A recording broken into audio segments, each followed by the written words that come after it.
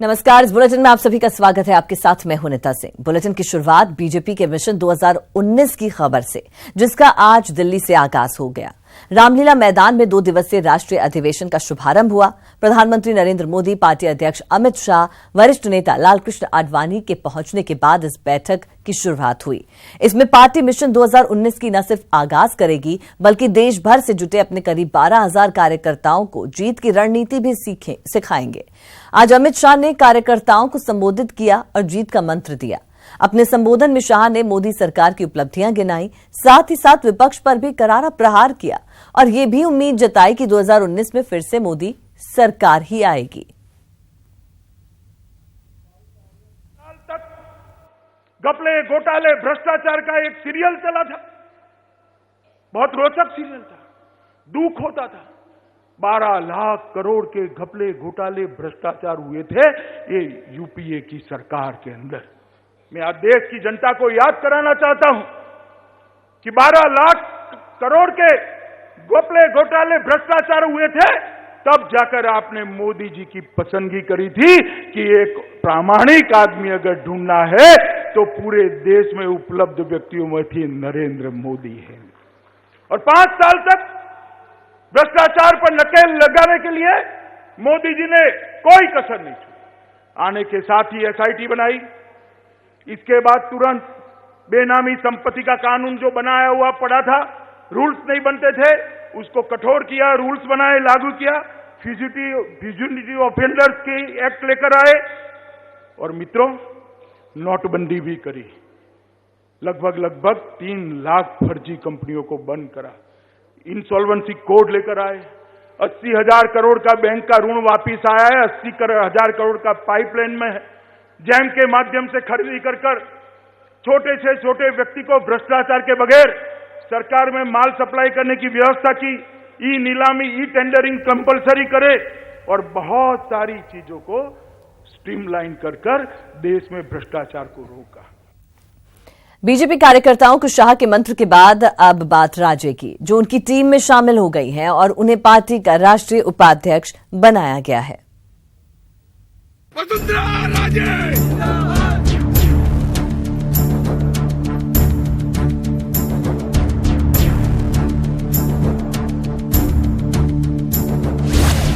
अब दिल्ली की सियासत करेंगी वसुंधरा राजे। मिशन 2019 के लिए मिली है नई जिम्मेदारी। बीजेपी को 2014 के करिश्मे का फिर भरोसा। राष्ट्रीय उपाध्यक्ष बनाए जाने के साथ ही ये तय हो गया है कि वसुंधरा राजे अब राजस्थान की जगह दिल्ली की सियासत करेंगी। पार्टी अध्यक्ष अमित शाह को भरोसा है कि करीब 17 साल तक जिस तरह राजे ने राजस्थान की सियासत में बीजेपी का झंडा बुलंद रखा, 10 साल सत्ता में रही, वो अनुभव पार्टी को राष्ट्रीय स्तर पर काम आएगा और पार्टी एक बार फिर 2014 की तरह राजस्थान की हर सीट पर जीत हासिल कर सकेगी।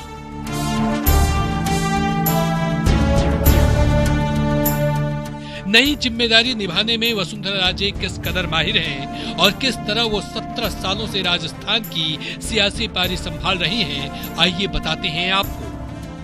भैरों सिंह शेखावत के उपराष्ट्रपति बनने के बाद राजे दिल्ली से राजस्थान आई। 14 नवंबर 2002 को वसुंधरा राजे को राजस्थान बीजेपी का अध्यक्ष बनाया गया। अगले 13 महीने राजे पूरे प्रदेश में घूम घूम कर कांग्रेस सरकार को घेरती रही। राजे के नेतृत्व में 2003 के विधानसभा चुनाव में बीजेपी को जबरदस्त जीत मिली। दिसंबर 2003 में राजे राजस्थान की मुख्यमंत्री बनी और 5 साल सरकार चलाई। 2008 में पार्टी की हार के बाद वसुंधरा राजे ने नेता प्रतिपक्ष की भूमिका निभाई। 14 फरवरी 2013 को राजे ने एक बार फिर से प्रदेश अध्यक्ष की कुर्सी संभाली। दिसंबर 2013 में हुए विधानसभा चुनाव में बीजेपी ने ऐतिहासिक जीत हासिल की। राजे एक बार फिर प्रदेश की मुख्यमंत्री बनी और अगले 5 साल सरकार चलाई। 2014 के आम चुनाव में मोदी लहर और राजे के जादू से बीजेपी हर सीट पर जीत गई, लेकिन पिछले महीने हुए विधानसभा चुनाव में वसुंधरा राजे परंपरा नहीं बदल सकी और बीजेपी राजस्थान की सत्ता से बाहर हो गई। पार्टी की हार के बाद से ये लगने लगा कि वसुंधरा राजे भले राजस्थान की जंग हार गई हूँ, लेकिन दिल्ली की सियासत में उनके लिए जगह बनाई जा रही है और अब उन्हें पार्टी उपाध्यक्ष की कुर्सी मिली है।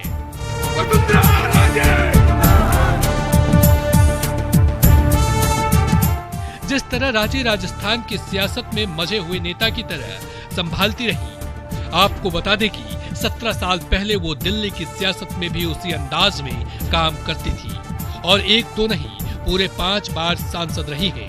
वसुंधरा राजे की कार्य क्षमता और विनम्रता का ही कमाल था कि 1998 से 1999 में अटल मंत्रिमंडल में राजे विदेश राज्य मंत्री बनाई गई थी और फिर अक्टूबर 1999 में केंद्रीय मंत्रिमंडल में राज्य मंत्री के तौर पर स्वतंत्र प्रभार मिला था। तो दिल्ली की सियासत भी उनके लिए नई नहीं है। हालांकि अब की बार उनके दिल्ली पहुंचने पर सियासी गलियारों में ये चर्चा जोरों पर है कि उनकी राजस्थान पारी का अंत हो गया है।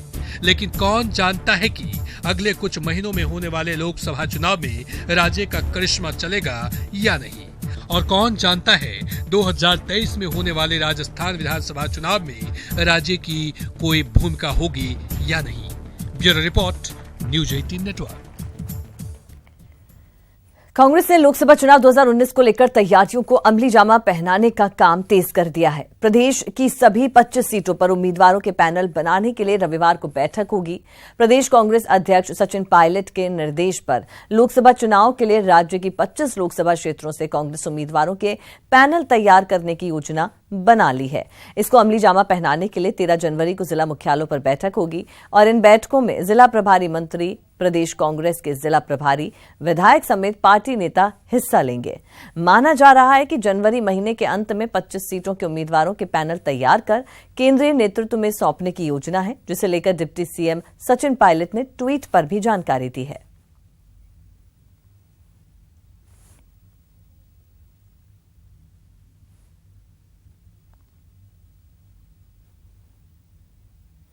दिल्ली में आज रेणुकाजी बांध परियोजना को लेकर केंद्रीय मंत्री गडकरी की अध्यक्षता में एमओयू हुए, जिसमें योजना से जुड़े राज्यों के मुख्यमंत्री शामिल हुए। ये रिपोर्ट देखिए।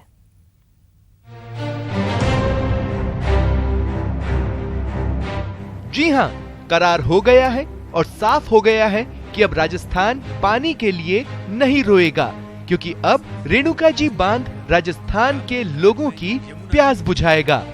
राजस्थान में पानी पर मारामारी के बीच ये बड़ी खुशखबरी आई है। एमओयू पर मुहर के साथ ही अब प्रदेश के लिए महत्वाकांक्षी रेणुकाजी बांध परियोजना के निर्माण का रास्ता भी साफ हो गया है। राजस्थान समेत हिस्सेदारी वाले सभी राज्यों की सहमति और पर्यावरण समेत अन्य सभी प्रकार की एनओसी मिलने के बाद शुक्रवार को केंद्रीय जल संसाधन मंत्री की मौजूदगी में करार को अमली जामा पहनाया गया। इस मौके पर प्रदेश के सीएम अशोक गहलोत समेत 6 राज्यों के मुख्यमंत्रियों ने शिरकत की। एग्रीमेंट पे साइन करने की मीटिंग थी आज। हमारे इश्यूज पेंडिंग है, जिसके कारण से हमें जो लाभ मिलना चाहिए वो लाभ मिल नहीं पा रहा है। लंबे अरसे से हम लोग मांग कर रहे हैं, हरियाणा से भी, तो मध्य प्रदेश के साथ में भी है, वो अलग से डील करेंगे हम लोग। पर आज जो साइन हुआ है उसके माध्यम से हम कह सकते हैं कि जो माहौल बना है, सब मुख्यमंत्री साथ बैठे हैं, तो मैं उम्मीद करता हूं कि हरियाणा के मुख्यमंत्री जी भी इस बात को विचार करेंगे कि हम अगर हमारे हक का पानी जो है, राजस्थान का हक का पानी, वो कम से कम सुनिश्चित करे हरियाणा को पानी राजस्थान तक पहुंचे। केंद्र ने बांध के निर्माण में 90% खर्च देना स्वीकार कर लिया है। राज्यों को 10% खर्च ही देना पड़ेगा। अब जानिए आखिर क्या है रेणुकाजी बांध परियोजना। यमुना की सहायक नदी गिरी पर बनाया जाएगा बांध। 148 मीटर ऊंचा बनाया जाएगा बांध। 4600 करोड़ से अधिक की आएगी लागत। 48.9 करोड़ क्यूबिक मीटर होगी स्टीयरिंग कैपेसिटी।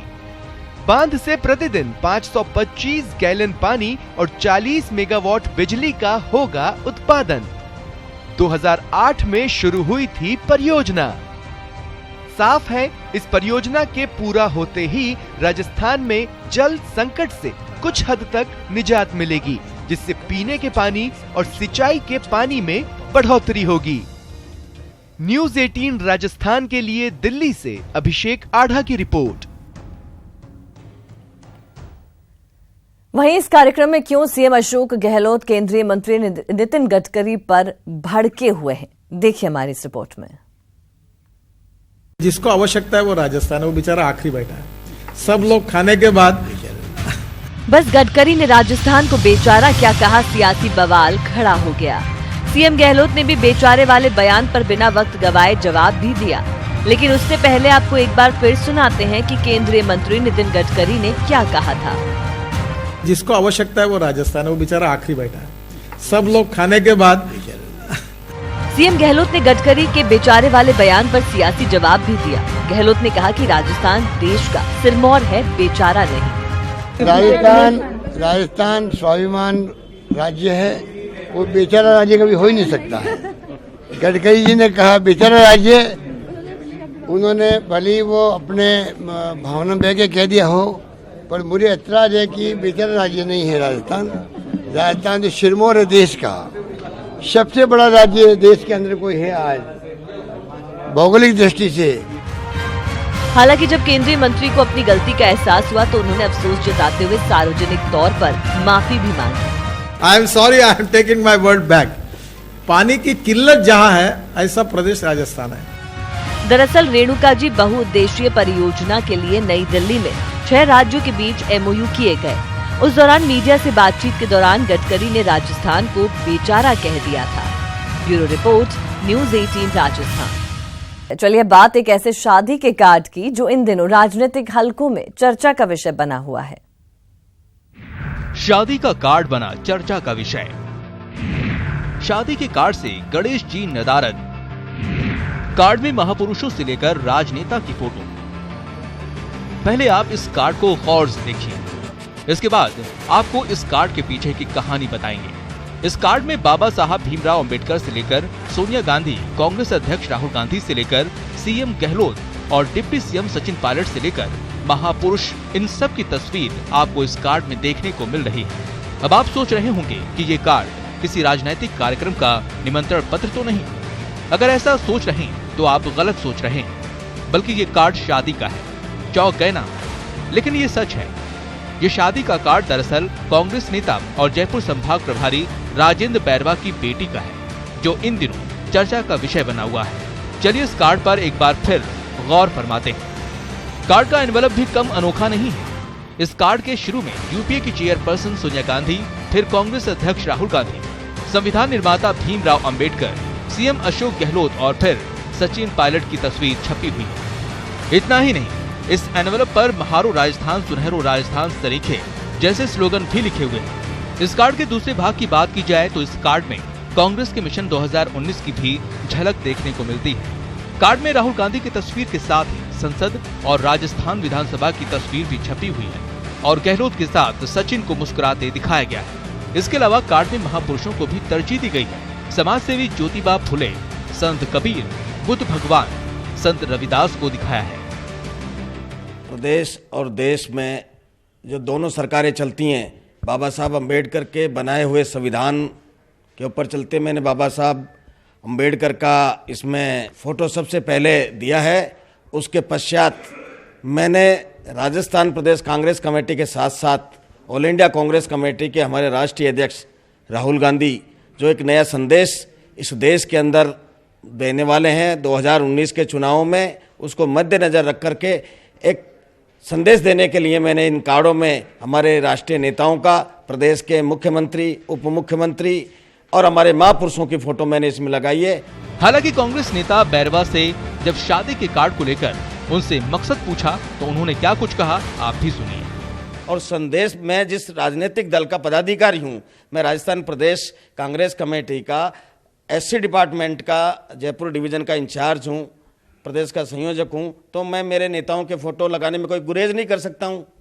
इसमें किसी को कोई दिक्कत भी नहीं होनी चाहिए। अपनी अपनी पार्टी का जो नेता है उसको प्रेजेंट करने के लिए, उनको आगे बढ़ाने के लिए और उनकी जो विचारधारा है उनको फैलाने के लिए मुझे कोई दिक्कत नहीं है। दलित समाज में शादियों और अन्य समारोह के निमंत्रण पत्रों में भीमराव अंबेडकर के फोटो लगाने का चलन बढ़ा है, लेकिन शादी कार्ड पर कांग्रेस नेताओं की फोटो समझ से परे है। जयपुर से न्यूज़ 18 के लिए गोवर्धन चौधरी की रिपोर्ट।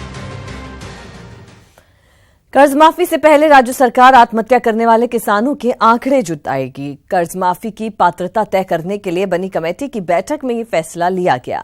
वहीं लघु और सीमांत किसानों के 2 लाख तक का कर्ज माफ करने पर भी सहमति बनी। जल्द धरातल पर उतरेगी कर्ज माफी की घोषणा। अंतर विभागीय कमेटी ने बनाई रूपरेखा। आत्महत्या करने वाले किसानों के आंकड़े जुटाएगी सरकार। पीड़ित परिवारों को राहत देने की तैयारी।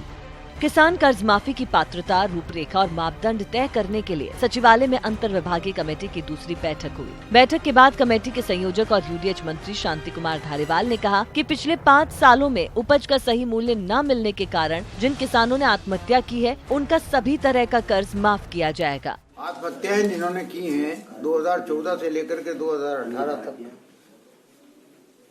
वो आत्महत्याएं जिनको की फसल का दाम पूरा नहीं मिला, अपनी उपज का दाम पूरा नहीं मिला, इस वजह से उन्होंने आत्महत्या की है, उनकी पूरा कर्जा जो है वो चाहे कर्जा किसी भी तरीके का हो। किसान कर्ज माफी के लिए गठित अंतर विभागीय कमेटी की दूसरी बैठक में कांग्रेस अध्यक्ष राहुल गांधी का किसान मॉडल पूरी तरह छाया रहा। बैठक में शामिल 6 मंत्रियों ने कर्ज माफी की घोषणा को धरातल पर लाने का गहन मंथन किया। इस बात की कोशिश की जा रही है कि कोऑपरेटिव बैंक से और भूमि विकास बैंकों से ऋण माफी में कितने काश्तकारों को लाभान्वित किया जा सकता है और कितनी जमीन जो गिरवे रखी हुई है वो गिरवी से मुक्त करके किसानों को राहत दी जा सकती है। अनुमान के मुताबिक पिछले 5 सालों में करीब 150 किसानों ने आत्महत्या की, जिनमें 70 सिर्फ हाड़ौती संभाग के किसान थे। ऐसे में सरकार का ये फैसला पीड़ित परिवार के लिए मरहम का काम करेगा। न्यूज़ 18 के लिए जयपुर से प्रेम मीणा की रिपोर्ट। किसानों के नाम पर सरकार आई, लेकिन कुछ बदलता दिख नहीं रहा है। किसानों को अब इंतजार है उन रहनुमाओं का जो बहुत कुछ बदलने की बात कर रहे हैं। एक रिपोर्ट देखिए। मंडी चेयरमैन पर किसानों का आरोप। आचार संहिता से पहले भूखंड आवंटन रद्द क्यों? कोर्ट के आदेश के बावजूद आवंटन रद्द क्यों?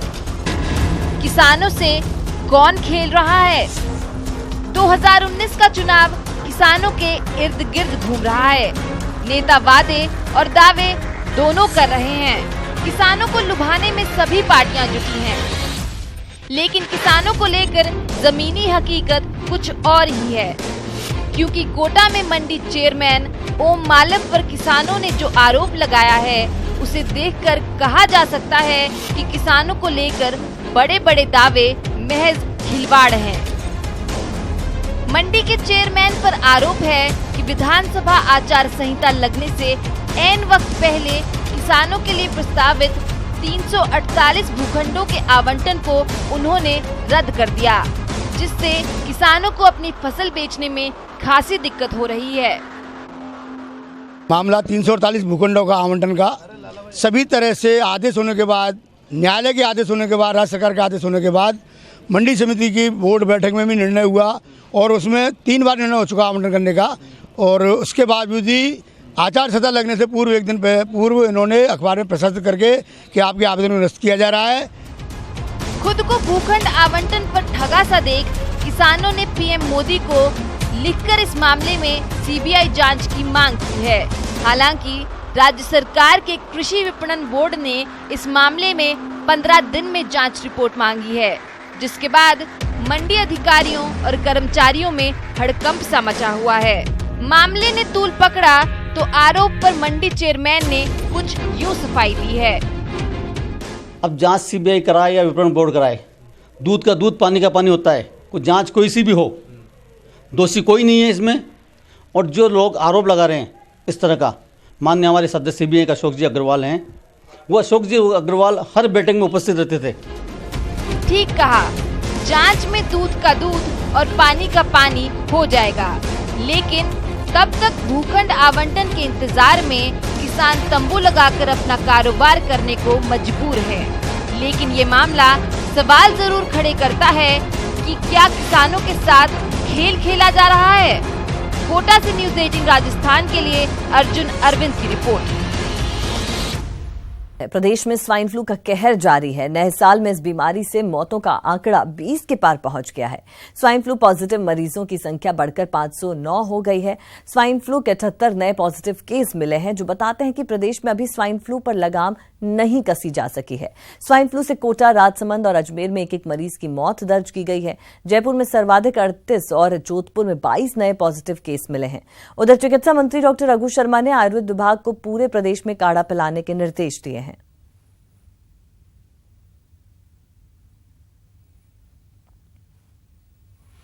भरतपुर के 3 दिवसीय दौरे पर पहुंचे चिकित्सा राज्य मंत्री डॉक्टर सुभाष गर्ग ने आरबीएम अस्पताल का औचक निरीक्षण किया। राज्य मंत्री के औचक निरीक्षण से अस्पताल प्रशासन में हड़कंप मच गया। इस दौरान मंत्री ने कहा कि अस्पताल में जो भी डॉक्टर समय से नहीं आएगा उसके खिलाफ कार्रवाई की जाएगी। वहीं स्वाइन फ्लू के बढ़ते प्रकोप पर कहा कि स्वास्थ्य महकमा बेहद गंभीर है और स्वाइन फ्लू के इलाज की पूरी व्यवस्था की गई है।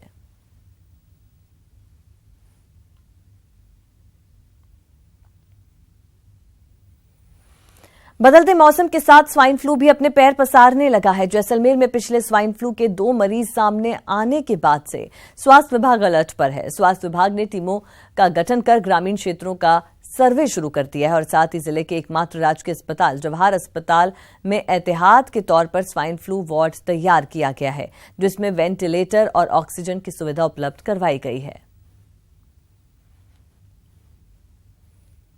इसका प्रकोप रहता है। संभाग में काफ़ी केसेस निकले, लेकिन जैसलमेर में ऐसी कोई बात नहीं कि बहुत ज़्यादा केसेस का कोई ऐसा हुआ हो। यहाँ पे स्वाइन फ्लू से बचाव के लिए, जैसा कि आप भी कह रहे हैं कि सबसे बड़ा हॉस्पिटल जो है उसमें जो व्यवस्था की गई है, उसमें सबसे पहले व्यवस्था थी कि वहाँ पे एक अलग से वार्ड बना दिया गया है। ओपीडी में स्वाइन फ्लू ओपीडी अलग से देखी जा रही है और वहाँ पे जो संभावित अगर रोगी है तो उनको तत्काल वहाँ पे टेमीफ्लू जो दवा है वो दी जा रही है। जोधपुर में स्वाइन फ्लू थमने का नाम नहीं ले रहा, जहां 2 मरीजों की मौत ने चिकित्सा विभाग की नींद उड़ा दी है। स्वास्थ्य विभाग दावे कर रहा है, लेकिन मौतों का सिलसिला बढ़ता जा रहा है।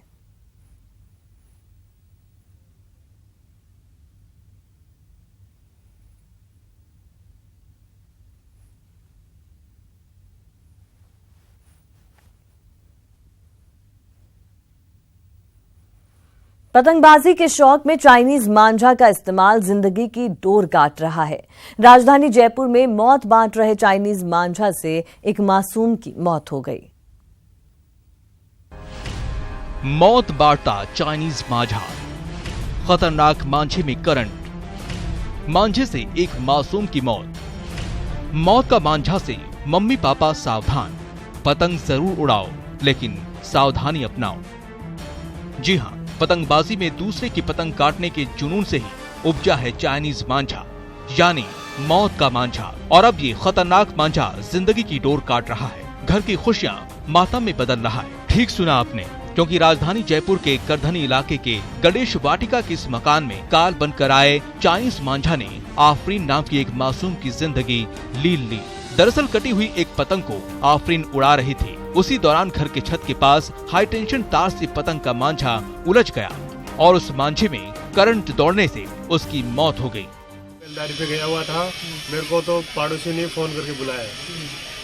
फिर मेरी बच्ची यहाँ झूल रही थी साहब, मैं खुद भी भाग के आया और फिर इसको हैंड टू हैंड एम्बुलेंस में गिर के और एसएमएस ले गए थे साहब। जला हुआ मीटर, पंखा और तार की तस्वीरों को देखकर अंदाजा लगाया जा सकता है कि चाइनीज मांझा में करंट दौड़ने से किस तरह घर में तबाही हुई है। मकर संक्रांति का पर्व बड़े ही हर्षोल्लास के साथ मनाया जाएगा, लेकिन जिस घर पर अभी मैं खड़ा हूँ वहाँ पर मातम छाया हुआ है, क्योंकि यहाँ पर चाइनीज मांझे ने एक मासूम की यहाँ पर जान ली है। आपको बताना चाहूँगा कि 9 साल की जो आरफीन है वो यहाँ पर पतंग उड़ा रही थी और ये जो आप देख सकते हैं ये हाई टेंशन, इनके घर के बिल्कुल सामने हाई टेंशन का जो तार है ये जा रहा है और यहीं पे पतंग उड़ाते समय जो उनकी पतंग है, और आप देख सकते हैं पतंग, ये पतंग आरफीन की है जो यहाँ पर पतंग उड़ा रही थी और जो तार पर अटक गई और उसके बाद में जो चाइनीज मांझा था उसके अंदर उसमें करंट दौड़ पड़ा और करंट के बाद में जो बच्ची थी वो पूरी तरह से झुलस गई। चाइनीज मांझा की वजह से मासूम आफरीन की मौत की सूचना मिलते ही मौके पर पुलिस भी पहुंची और मौके का मुआयना करने के बाद पुलिस भी ये मान रही है कि चाइनीज मांझा से ही मासूम की मौत हुई है और हर बार की तरह अब पुलिस पूरी जांच करने की बात कह रही है। पूछताछ में ये पाया गया है कि मांझा जो है चाइनीज था और उससे ही करंट आया था और करंट आने के कारण छत में जो आरसीसी की छत थी उसमें भी काफ़ी सारा खड्डा हो गया था। 9 तारीख को एसएमएस अस्पताल में मृत्यु हुई। बाकी जांच जारी है। प्रथम दृष्टया मामला ये है कि झुलसने से, हाई टेंशन लाइन के झुलसने से ही मृत्यु हुई। हालांकि ऐसे कई मामले सामने आने के बाद चाइनीज मांझा की बिक्री पर पाबंदी लगी हुई है। मकर संक्रांति को देखते हुए जयपुर कलेक्टर ने एहतियातन सुबह और शाम 2 घंटे पतंगबाजी पर बैन भी लगाया है, लेकिन प्रशासन की तमाम कोशिशों के बाद भी चाइनीज मांझा से एक मासूम की मौत हो गई, क्योंकि प्रशासन राजधानी में चाइनीज मांझा की बिक्री पर पूरी तरह रोक नहीं लगा पा रहा है। ऐसे में जरूरत है कि प्रशासन को चाइनीज मांझा की बिक्री पर रोक लगाने के लिए और सख्ती दिखाई होगी। साथ ही साथ लोगों को भी मौत के मांझा से सावधान रहने की जरूरत है। न्यूज़ 18 राजस्थान के लिए जयपुर से सतवीर सिंह राठौड़ की रिपोर्ट। इंसानों के साथ साथ पतंगबाजी के शौक की कीमत बेजुबान परिंदों को भी चुकानी पड़ रही है। कैसे, देखिए इस रिपोर्ट में।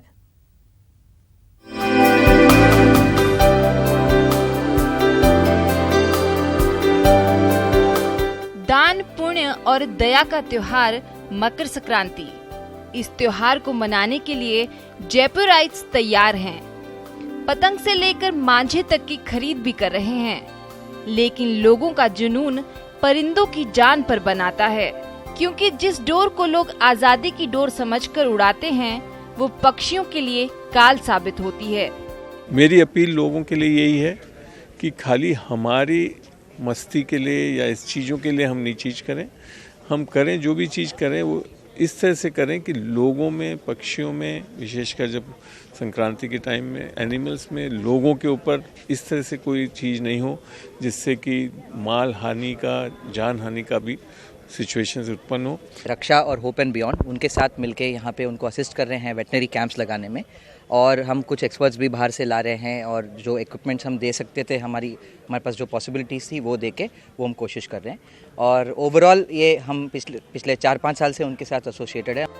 बेजुबानों की जिंदगी को बचाने के लिए जयपुर में इस बार करीब 100 ट्रीटमेंट कैंप लगाए जा रहे हैं। ये कैंप रामनिवास बाग, जयपुर जू, अशोक विहार बर्ड हॉस्पिटल समेत राजधानी के अलग अलग इलाकों में बनाए गए हैं, जहां घायल पक्षियों को नई जिंदगी देने की कोशिश होगी। 8 से 10 हजार पक्षी 4 दिन में घायल होते हैं। उनमें से कोई 5,000 से 6,000 पक्षियों की जितनी भी समस्त संस्थाएं जयपुर में काम कर रही हैं उनके पास कॉल्स आती हैं। आज की तारीख में हम लोग पक्षियों के ऊपर सारा वेटनरी केयर करते हैं, जिसमें सर्जरीज हो गई, बोन पिनिंग हो गई, सारा ही आधुनिक इलाज जो इवन मेडिसिन का होता है वो हम यहाँ जयपुर में हमारे शेल्टर पे उपलब्ध करवाते हैं। न्यूज़ 18 राजस्थान भी दर्शकों से अपील कर रहा है कि बेजुबानों को बचाते हुए अपनी पतंगबाजी के जुनून को पूरा करें।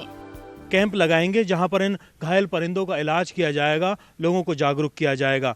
कोशिश आम इंसान को ये करनी चाहिए कि वो कम से कम मांझे का इस्तेमाल करे, और चाइनीज़ मांझा तो बिल्कुल भी अपने उपयोग में ना ले, ताकि इन परिंदों को नुकसान ना पहुँचे, शौक भी पूरा हो और किसी की जान भी ना जाए। कैमरा पर्सन गणेश यादव के साथ में अरबाज अहमद, न्यूज़ 18 जयपुर। प्रदेश में मकर संक्रांति को लेकर बच्चों में जबरदस्त क्रेज देखा जा रहा है। बच्चे बाजार में जमकर पतंगों की खरीदारी कर रहे हैं, और इस बार बाजार में पतंगों की अलग अलग वैरायटी देखी जा रही है। देखिए दौसा से ये रिपोर्ट।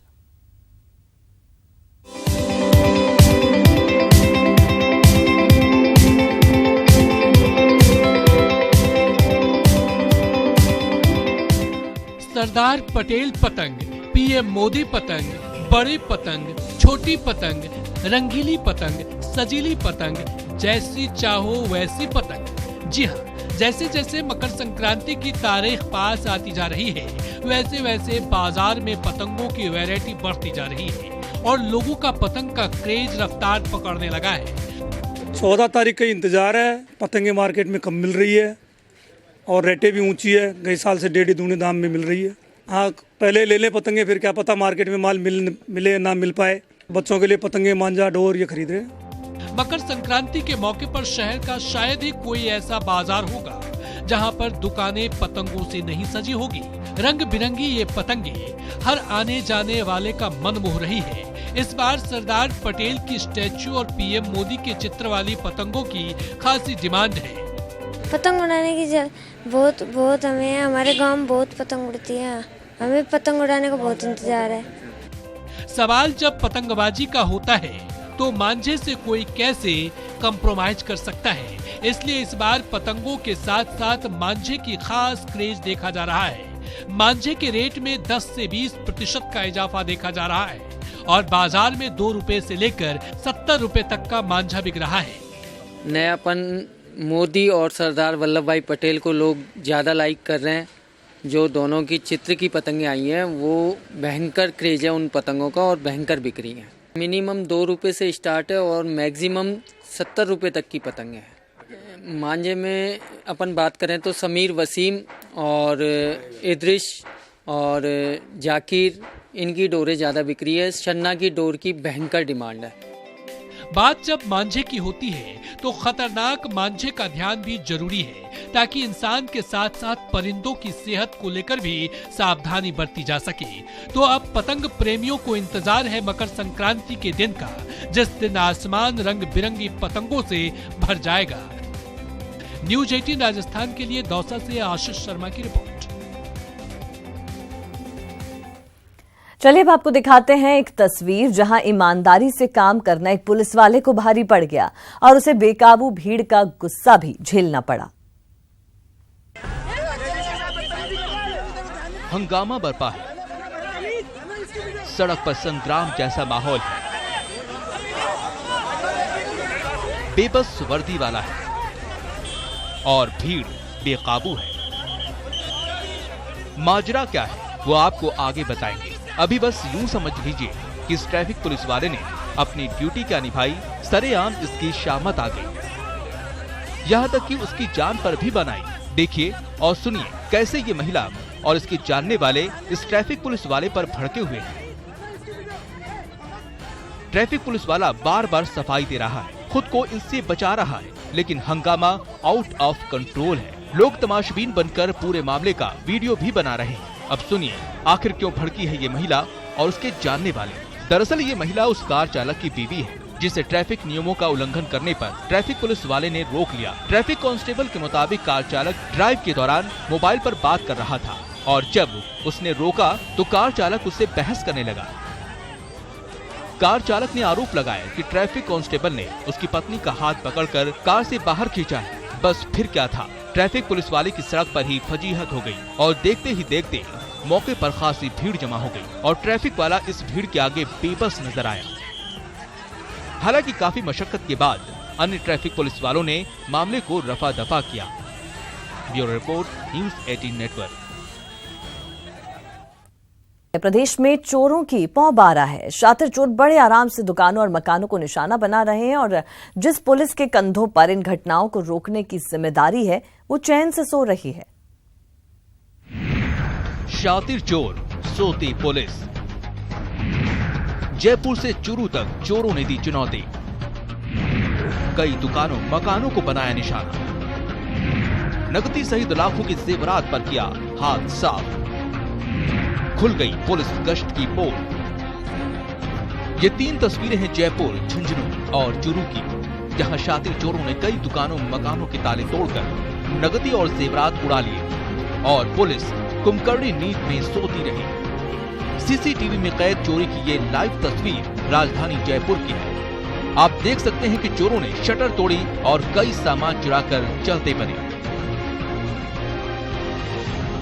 चोरों ने महेशनगर और सोडाला थाना इलाके की आधा दर्जन दुकानों को निशाना बनाया। इसके बाद अजमेर रोड पर भी 2 दुकानों पर धावा बोला, लेकिन लोगों के जागने के बाद भाग खड़े हुए। पुलिस ने नाकाबंदी करवाई, लेकिन चोर ऐसे गायब हुए जैसे गधे के सिर से सिंह। 5 बजे अखबार वाला आया, उसने आवाज दी अंकल जी का यहाँ पे शटर टूट गया। बोला बाहर आ गए तो शटर टूटा हुआ था।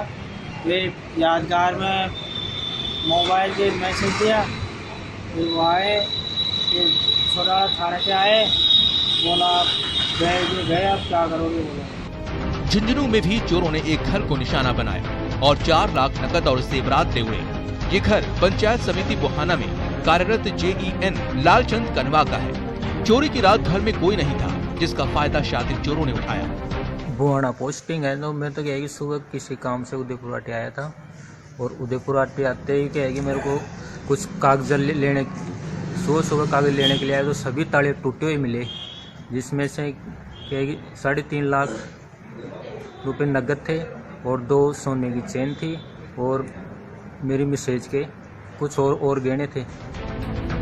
चूरू के राज लदेसर कस्बे में भी चोरों ने एक ही रात 3 बंद घरों पर धावा बोला और नकदी के साथ साथ जेवरात पर हाथ साफ कर लिया। इतना ही नहीं, एक घर में लगे सीसीटीवी फुटेज की रिकॉर्डिंग भी अपने साथ ले गए। निरंतर चोरियां बढ़ती जा रही है, इससे प्रशासन की घोर लापरवाही प्रतीत होती जा रही है और प्रशासन से ये उम्मीद करते हैं कि इसके ऊपर जल्द सख्त से सख्त कार्रवाई करके इस पे अंकुश लगाया जाए, वरना कस्बे के हालात बहुत ही बदतर होते जा रहे हैं इन चोरियों को देखते हुए। यानी राजधानी जयपुर हो, झुंझुनू या फिर चूरू, पूरे प्रदेश में चोरी की घटनाएं लगातार बढ़ रही हैं, जिससे लोगों में आक्रोश है और सवाल भी कि रात भर गश्त का दावा करने वाली पुलिस आखिर क्या कर रही है। Bureau report, news 18 network.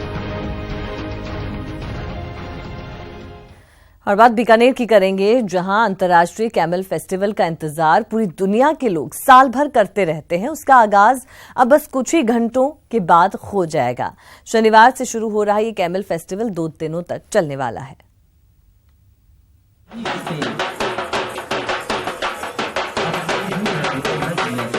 फिर यूं ही डांस करते नजर आएंगे रेगिस्तान के जहाज। फिर नजर आएगा राजस्थान की लोक नृत्य और परंपरा का रंग। फिर से कालबेलिया नृत्य में खोकर रह जाएंगे सैलानी। फिर कैमल सफारी और राइडिंग का लुत्फ ले सकेंगे पर्यटक। ये तस्वीरें पुरानी जरूर हैं, लेकिन कुछ इसी अंदाज में बीकानेर एक बार फिर सज संवर गया है इंटरनेशनल कैमल फेस्टिवल के आयोजन के लिए। अब तक जो जानकारी मिली है उसके मुताबिक पिछले साल की तुलना में अब की बार कैमल फेस्टिवल में राजस्थान की लोक परंपरा का और व्यापक रंग नजर आने वाला है।